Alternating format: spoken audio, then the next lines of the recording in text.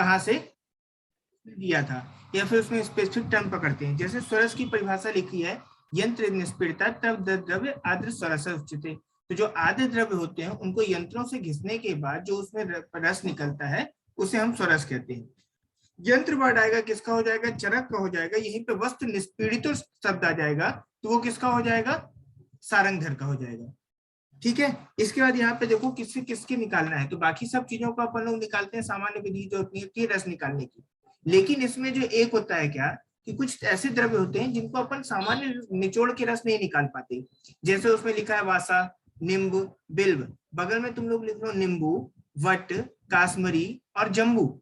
अब इसमें तुम लोग कोड लिखना वानी बीनी का जॉब, वानी बीनी का जॉब तो वासा हो जाएगा, नींब हो जाएगा, बीनी से बिल्व हो जाएगा, नींबू हो जाएगा, और का जॉब से क्या हो जाएगा, काश्मरी हो जाएगा, जम्बू हो जाएगा, वट हो जाएगा। काश्मरी, जम्बू, वट, ये सारे के सारे क्वेश्चंस आ चुके हैं इन सभी का। देखो वट का अपन लोग सरस नहीं निकालते, कश्मीरी का इसी मेथड से निकालते हैं, गंभारी जो हो जाएगा, जम्बू पत्र हो जाएगा। इसमें एक अलग से लिखना ब्राह्मी सरस। तो ब्राह्मी सरस हम लोग निकालते हैं अनुकल्प विधि से। ब्राह्मी सरस कैसे निकालते हैं, अनुकल्प विधि से। ठीक है, मार्क कर लेना। अब इसके बाद चलते हैं कल्क। तो कल्क में लिखा है यहाँ पे, यह पिंडे रसपिष्टा नाम, यह पिंडे रसपिष्टा नाम सा कल्का परिकर्तिते। अब जो पिंड होता है ना, तुम उसको क्या करो, स्वरस ना निकालो। जैसे तुम लोग चटनी बनाते हो ना, तो धनिया की अगर चटनी बनाना है तो धनिया को लिया तुमने और कुचल दिया, और कुचल देने के बाद उसको एजिटिज खाने को कह दे दिया, तो वो भी तो तुम्हारा एक तरह का वही हुआ ना।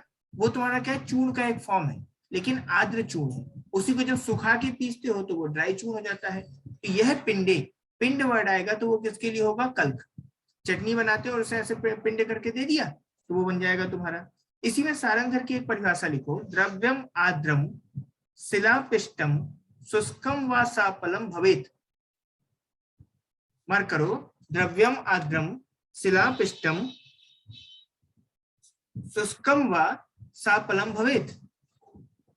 द्रव्यम आद्रम शिलापिष्टम शुष्कम व सापलम भवेत। आयुषी, प्रियंका, राखी, राखी के पास चलो नहीं है, ठीक है। राखी तुम्हें फोटोकॉपी करा ली, नहीं करेंगे। शिलापिष्ट के जमाने में तुमने देखा होगा जो चटनी बनाते थे, काहे बनाते हैं, जो एक शिला होती थी उनके पास, उसको कहते थे सिल कहते थे, उस पर रख के वो लोग बनाते थे। तो वही बात बोली उन्होंने, द्रव्यम आद्रम शिलापिष्टम शुष्कम व सापलम भवेत। तो शिलापिष्टम वर्ड आ जाएगा तो सारंगधर का मार्क कर लेना। इसके बाद आते हैं क्वाथ की मात्रा। तो जो क्वाथ की परिभाषा चरक में मिलती है, सारी परिभाषा तुम्हें चरक सूत्र 4 में मिलेंगी, सर विरेचन सता से तो वहां पे लिखा है वन्नो तु पतितम द्रव्यम सुतम आहोस चिकित्सका। वन्नो इंपॉर्टेंट है, वन्नो जो आता है अग्नि के लिए वर्ड आता है। तो जहां अग्नि पे पका के जो रस निकाला जाता है, देखो स्वरस और क्वाथ में यही अंतर आता है। स्वरस में हम लोग अग्नि प्रयोग नहीं करते हैं, लेकिन क्वाथ में हम लोग अग्नि प्रयोग करते हैं, पुष्पाक को छोड़ के। ठीक है, तो वन्नो तु क्वथितम द्रव्यम सुतम आहुष चिकित्सका, ये हो जाएगा। फिर इसमें लिखा है क्वाथ की हरी संहिता में 7 प्रकार कहे गए हैं। पीछे जब मैं तुम्हें कल कुछ पढ़ा रहा था तब मैंने बोला था कि क्वाथ के 7 भेद बताए हरित ने। क्या आया था पीछे, ऐसा कुछ याद है? क्वाथ के 7 भेद बताए हरित ने। ठीक है, यहाँ पे मार्क कर लेना। इसका तुम लोग कोटेशन याद करना, पाचनो, दीपनिया, शोधना, समनस तथा तर्पणा, क्लेदना, सोसी, क्वाथा, सप्तविधा, स्मृता। तो पाचनो मतलब जो पाचन करने वाला, दीपन करने वाला, शोधन करने वाला, समन करने वाला, तर्पण, क्लेदन और शोषण को दूर करने वाला। ऐसे जो क्वाथ होते हैं ये सब क्या होते हैं, क्वाथ के 7 प्रकार बताए। नीचे जो लिखा है काश्यप संहिता की यूस निर्देशीय अध्याय में उन्होंने क्वाथ के कुछ पर्याय बताए थे। जैसे इसमें कुछ नाम तो तुम जानते हो, निरीहु तुमने सुना होगा, कसाय तुमने सुना होगा, कल्क भी तुमने सुना होगा, लेकिन जो आवाप है, पाक है, संस्कार है, आदान है, ये नहीं सुने। तो निरीहु को मार्क करो, ये तो क्वेश्चन आया हुआ है। और बाकी भी इसमें क्वेश्चन एक आध दो पूछे जा चुके हैं, जैसे कल का आवाप है, ये भी पूछे जा चुके हैं, तो मार्क कर लो। गर्भ का पाक संस्कार नहीं वपादान करो, ऐसा करके याद रखना। गर्भ का पाक संस्कार नहीं वपादान करो, याद रखना। क्वाथ के वेद हरित ने बताए हैं, क्वाथ के पर्याय जो है काश्यप ने बताए हैं। गर्भ का पाक संस्कार, तो गर्भ से पहला नाम हो जाएगा गर्भ, दूसरा नाम हो जाएगा पाक, तीसरा नाम हो जाएगा संस्कार। अंडरलाइन करते चलना, गर्भ, पाक, संस्कार, और नीचे क्या हो जाएगा, नहीं, छोड़ दो, उसमें कुछ नहीं है अपना, नहीं से निरीहु बना सकते हो, वपादान नहीं करो, ऐसा करके। तो वपा से क्या हो जाएगा आवाप, दान से क्या हो जाएगा आदान, और नहीं करो से निरीहु, और करो से क्या हो जाएगा कसाय। प्रैक्टिस करना पड़ेगा, इतना जल्दी याद नहीं होगा ये। गर्भ का पाक संस्कार नहीं वपादान करो, ठीक है। इसके बाद आते हैं शीत। तो शीत नाम में लग रहा है जो ठंडा हो, शीत सलिला प्लास्तु निशा परियुषित शीता। देखो इसमें भी एक वर्ड आता है परियुषित, और किसके लिए आया था जिसको परियुषित उपयोग करना चाहिए? लेप, आलेप के लिए। और नहीं, आलेप का तो परियुषित नहीं करना है, नहीं करेगा। दही का। और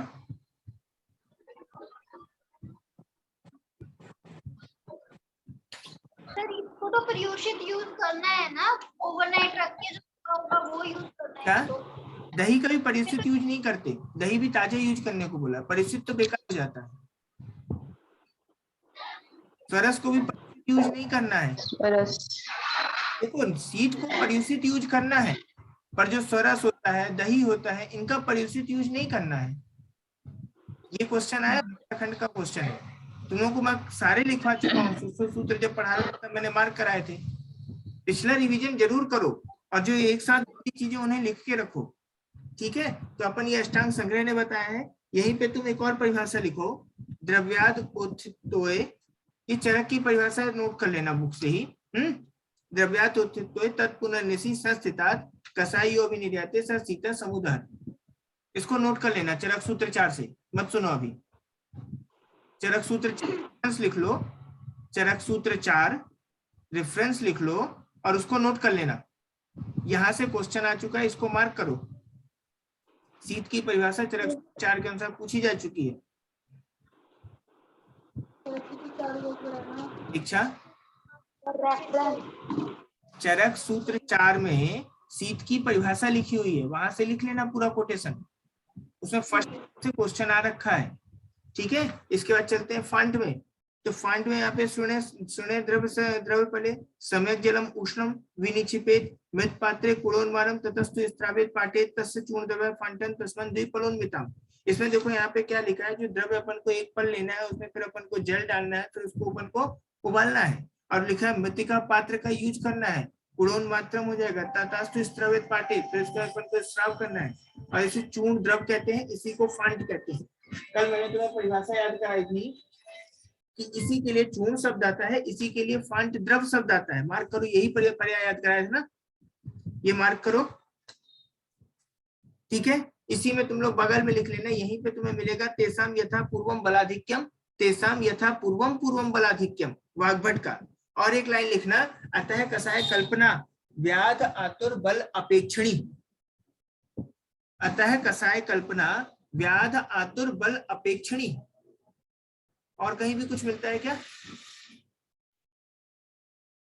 सर रिपीट कर दीजिए। अतः कषाय कल्पना, अतः कसाय कल्पना व्याध आतुर बल अपेक्षणी, व्याधि और आतुर के बल की अपेक्षा करते हैं। अन्न के लिए भी आया है, चैप्टर नंबर 5 में आया, 6 में मात्रा शीती अध्याय में अन्न को बोला है कि आहार के लिए आया था वो, आहार मात्रा पुनराग्नि बल अपेक्षणी, पुनराग्नि बल अपेक्षणी। आहार मात्रा अग्नि बल की अपेक्षा करती है। जब मंदाग्नि होती है तो खाना कम खाता है आदमी, तीक्ष्णाग्नि होती है तो खाना ज्यादा खाता है। अच्छा, वाग्भट ने भी ऐसा कुछ बोला था क्या?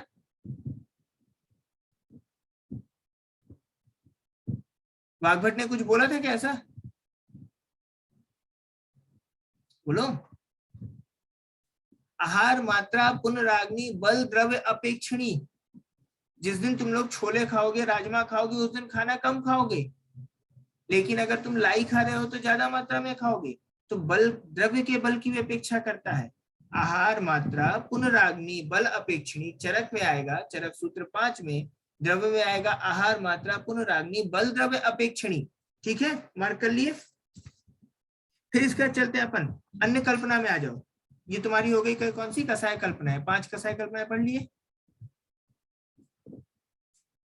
यहां तक किसी को दिक्कत? क्यों पूर्वा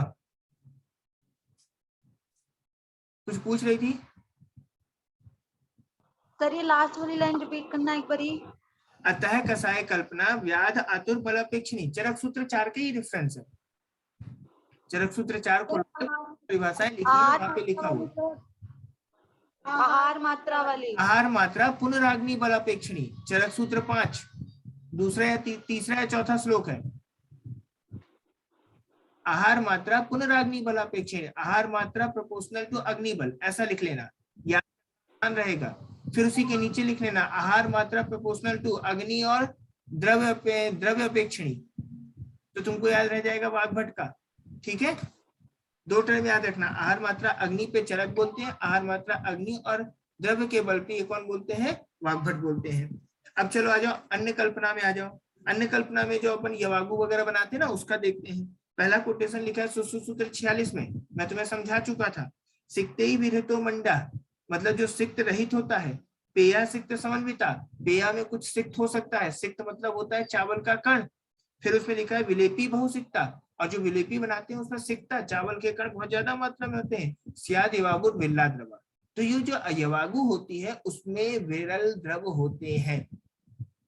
स्याद यवागु विरला द्रव, मार्क करो, चावल के कण उसमें कम होंगे। बस यही चीज जब तुम्हें आओगे किसमें, चक्रदत्त में आओ, नीचे चक्रदत्त की भी परिभाषा लिखी है, सिक्ते ही विरुतो मंडा पेय सिक्त समन्विता, यहाँ तक सेम है।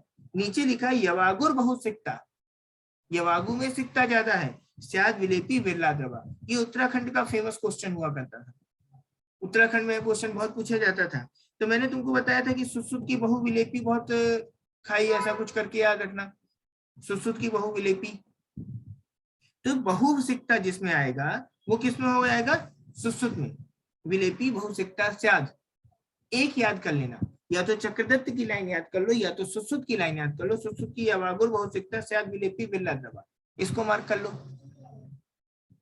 कोई भी एक याद करना। हाँ, तो याद रह जाएगा। फिर इसका नीचे एक लाइन लिखिए, अन्यम अन्नम पंचगुणे साध्यम विलेपी तु चतुर्गुणे मंडस चतुर्दशी यवागु सर्वगुण अम्बसी।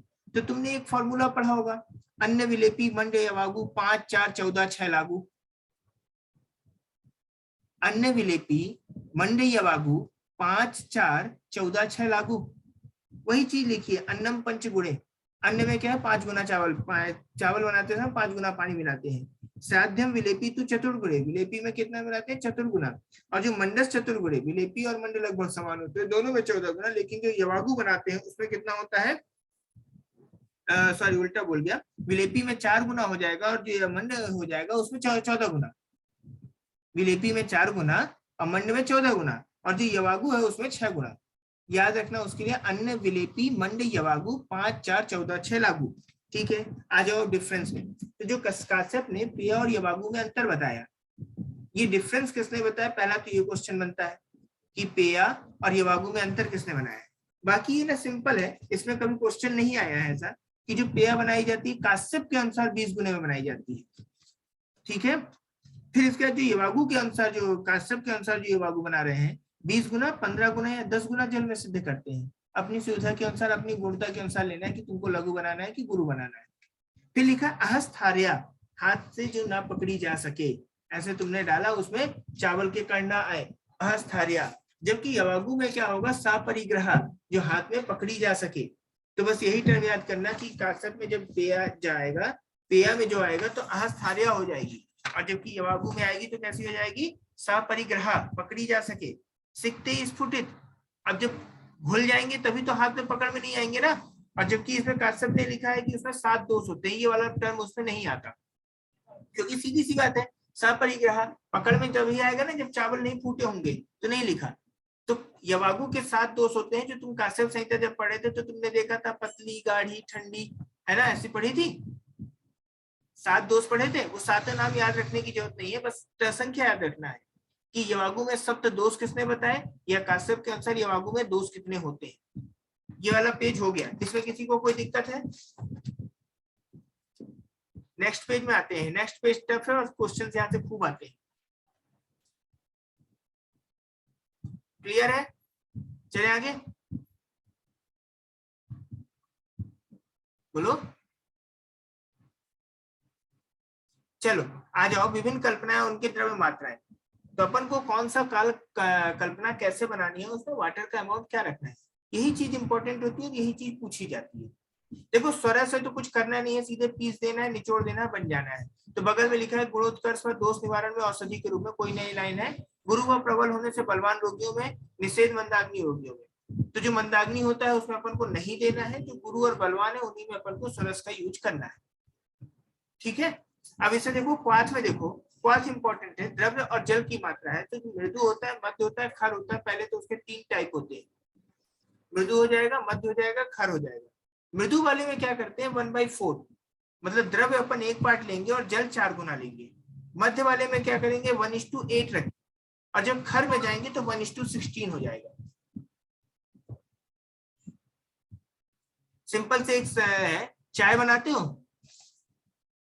चाय तुमको कितनी स्ट्रांग बनाना है या उसमें क्या चीज यूज करना है इसके अकॉर्डिंग होता है ना। तो अपन लोग यहाँ क्या करते हैं, मध्य में, मृदु में 4 हो जाएगा, मध्यम में 8 हो जाएगा, खर में 16 हो जाएगा, 4 दूनी 8, 8 दूनी 16, 2 का मल्टीप्लीकेशन होता जा रहा है। तो इसमें तो बहुत बड़ी चीज नहीं है, बस क्या किया है, ऊपर के जो 2 हैं 1/4 1/8 दोनों को 1/4 बचाने को कहा है, और जो 1/16 है उसे 1/8 बचाने को कहा है। इतना ही याद रखना। तो 1/4 को मार्क करो, उसमें भी चौथाई बचाना है, 1/8 को मार्क करो, उसको भी चौथा बचाना है।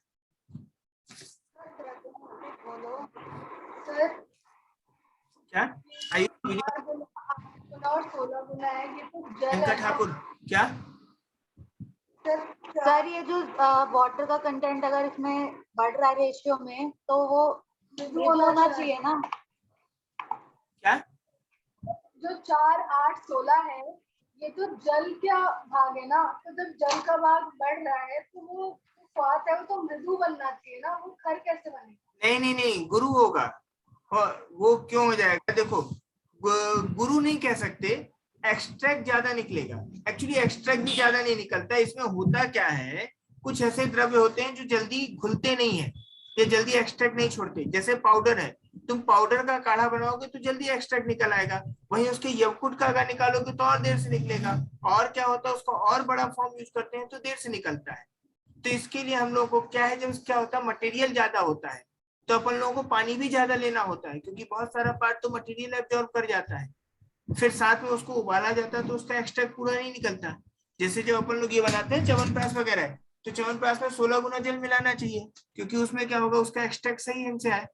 अब जैसे तुम चाय बना रहे हो, अब चाय बनाते समय अगर तुमने 16 गुना जल डाल दिया तो क्या होगा, उसको पकाते पकाते तो वो कितना कालापन निकल आएगा, उसका कितना टेनिन निकल आएगा। इसीलिए चाय को कम उबाला जाता है ना, क्योंकि टेनिन ज्यादा निकल आएगा। तो एक जो बाद में एक और मैं मार्क कराऊंगा, जिसमें क्या है अमाउंट जो अपन मेडिसिन यूज करते हैं उसके कंटेंट के आधार पे होता है, वो बाद में नोट कराऊंगा, पहले इसको कर लो। तो इसमें जो 1/4 1/8 1/16 और इसमें जो 1/4 पे जाते हैं 1/8। अब देखो इसमें बगल में लिखा है कि वातज क्वाथ है, अगर वातज रोग है, वातज का फर्स्ट तो उष्ण क्वाथ यूज करना है, पित्तज है तो शीत क्वाथ यूज करना है, और दोषानुसार क्वाथ उष्ण या पद्ध शीत पिलाया जा सकता है। इसमें लिखा है कि क्वाथ को कभी भी बनाते समय ढकना नहीं चाहिए। ढकते इसलिए नहीं है कि क्वाथ क्या हो जाता है, गुरु हो जाता है, इसलिए क्वाथ हमेशा खुला पकाया जाता है। सारंगधन ने 16 गुना जल लेने को कहा है, ये तुमको मालूम है। सारंगधन ने सामान्य रूप में बोला है कि अगर किसी का काढ़ा बनाना है तो 16, जैसे आगे यूज वगैरह बनाओगे ना तो वहां पे 1/16 यूज किया है, देखेंगे अभी। प्रमथ्या में आ जाओ, प्रमथ्या कहाँ पढ़े थे तुम लोग, प्रियंका ठाकुर वीडियो ऑन करो। अतिसार में से अतिसार में, अतिसार में था। तो देखो यहाँ प्रमथ्या जो है मध्यम दोषों में दी जाती है, तुमने पढ़ा था। अब यहाँ पे देखो द्रव्य कल्क ले रहे हैं और जल ले रहे हैं, तो यहाँ इन्होंने 4 तोला और 32 तोला लिखा है, क्योंकि द्रव्य की जो मात्रा है कम से कम 4 तोला तो लेना है, इसलिए उन्होंने 4 तोला लिखा। तो देखो अगर इसको तोड़ोगे तो ये भी रेशियो 1/8 बनता है। 1/8 है क्या, देखो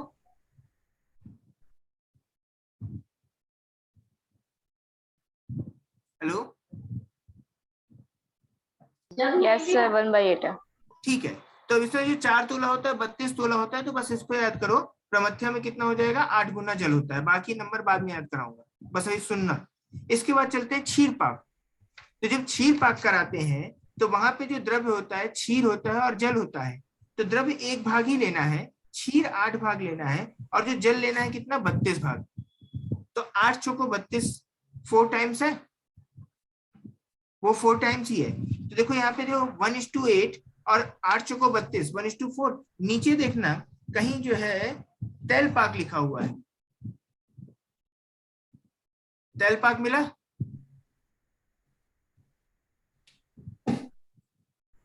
तो मिल गया सर। में और घृत पाक में द्रव्य कल के 1 भाग लिया है, तेल 4 भाग लिया है और जल 16 भाग लिया है, तो 4/4 16 होता है ना।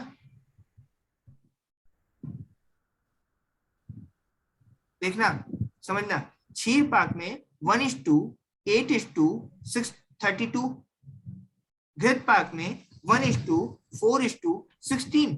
तो जो लास्ट वाला पोर्शन है ना उसे 4 गुना ही लिया गया है, यानी जो जल लेते हैं और जिसका भी हम मटेरियल यूज करते हैं उसका 4 गुना।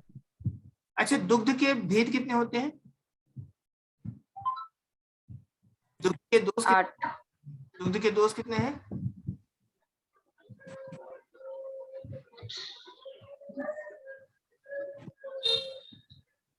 अष्टचीर दोष सर। कोई आंसर नहीं दे पा रहे, बताओ। पीडीएफ 2 बार पढ़ा है, तुम लोग आंसर नहीं दे पा रहे। ठीक है, म्यूट कर लीजिए।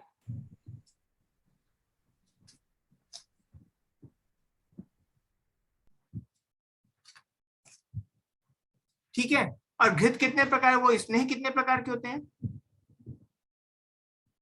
4 प्रकार के। ऊपर देखो, क्षीर पाक जब कर रहे थे तो द्रव्य और क्षीर और जल 1:8:32, और जब तेल पाक कर रहे हैं तो वहां पे 1:4:16। समझ गए? याद कहाँ रखना है तुम्हें? 8 और 4। 8 जो है दुग्ध के भेद है, 4 जो है स्नेह के भेद है। 8 का 4 गुना करोगे तो 32 गुना जल लोगे, और 4 का 4 गुना करोगे तो 16 गुना जल लोगे। यानी जो सेकंड कंटेंट है, जो स्नेह यूज कर रहे हैं, दुग्ध यूज कर रहे हैं, उसका 4 गुना जल यूज करेंगे। हो गया? अब इसके बाद चलो लाक्षा रस में आ जाओ। अब लाक्षा रस में लाक्षा और जल, तो वही द्रव्य कह लो या जल कह लो, बात एक ही है। 1:6 लाक्षा, लास्ट में क्या नंबर है, क्या शब्द आ रहा है? छा, लाक्षा। तो जल कितना मिलाने को बोला? 1:6। ठीक है, सारंगधर ने पढ़ा। भैंसी रत्नावली में आओ, 4 लिखा है। भैंस के कितने पैर होते हैं? 4। तो उसी से याद करेंगे 1:4। और यहीं चलते हैं योग रत्नाकर। योग रत्नाकर का सबसे ज्यादा 14 टाइम्स जल मिलाने को बोला। कर लो, अभी हो जाएगा याद। सारंगधर ने कितना बोला? लाक्षा में कितना आएगा जल? तो एक कॉमन याद रखना, लाक्षा में कितना होता है जल। संस्कृत में भी तुम लोग छाड़ बनाने की मेथड देखे थे, कितना जल लिया था बताओ? क्यों पायल? ये हुआ ना छाड़ का। गीता में 4 भाग भी दिए थे, 2 बार पढ़ी ना? 1:6 लेते हैं सर। क्या? 1:6 सर। 1:6। ठीक है, तो यहाँ देख लो, लाक्षा और जल हो जाएगा, 1:6 हो जाएगा। लाक्षा में लास्ट में छा आता है, छा आता है तो 6 गुना। भैंसे रत्नावली में कितना हो जाएगा? 4 हो जाएगा। योग रत्नाकर में 14 हो जाएगा। ठीक है, अब इसमें लास्ट में कितना 21 बार छान लेंगे तो अपना बन जाएगा। 2 लाइन इतना पाक किया जाता है, इसको तुम लोग देख लोगे। हिम में आ जाते हैं। हिम में एक वर्ड लिखा है शीत, हिम कहो या शीत। शीत लिखोगे, एस फॉर शीत लिखोगे ना, SHEET। तो इसमें द्रव्य और जल कितना लिया है? 1:6। फिर इसके नीचे आओ, बीएचयू में क्वेश्चन आ चुका है ये, टंडुलोदक। टंडुलोदक मतलब टंडुल मतलब चावल हो जाएगा, उदक मतलब उसका पानी हो जाएगा। टंडुलोदक जो बना रहे हैं, टंडुल और चावल पानी। तो देखो यहाँ पे जो कंटेंट है, चावल जो है 1 पार्ट है और जल है 8 पार्ट, तो 1:8 हुआ। उदक, उदक, ऊ फॉर उदक, ऊ फॉर 8, सेम से प्रोनाउंसिएशन आ रहा है। तो टंडुलोदक 8 गुना जल। इसके बाद नीचे चलते हैं, मंथ में आ जाओ। मंथ जो होता है, जो सत्तू वगैरह होता है ना, उसमें जो पानी घोल के बनाया जाता है उसे हम कहते हैं मंथ। अभी गर्मी के मौसम में चलता है, सत्तू खाते हैं लोग, उसमें पानी मिला के। तो जो मंथ होगा सत्तू प्लस घृत, तो घृत में उसे भूना जाएगा, ठंडा पानी मिलाया जाएगा। तो मंथ में था आता है। चतुर्थ, चतुर्थ में था है, तो मंथ में कितने गुना जल मिलाओगे? 1:4। और चलते हैं, तैलपाक घृतपाक तो अपन पढ़ ही चुके थे, आसव और अरिष्ट में आते हैं। तो जो आसव अरिष्ट है ये थोड़ा सा अलग है, इसमें द्रव्य 1 द्रोण की मात्रा में लेते हैं। पढ़े हो, द्रव्य 1 द्रोण की मात्रा में लेंगे, गुड़ जो है 1 तुला की मात्रा में लेंगे, और जो मधु लेंगे आधा तुला। अब जो द्रव्य लेते हैं, जो मीठा करने के लेते हैं, तो तुला गुड़ 1 तुला हो जाएगा। गुड़ थोड़ा सस्ता आता है तो हमने 1 तुला लिया, मधु थोड़ा महंगा आता है तो आधा तुला लिया, और बाकी प्रक्षेप द्रव्य और भी महंगे आते हैं तो उसको 10 गुना लिया, 10 टाइम्स कम लिया, 1/10। याद रखना गुड़ क्या होगा,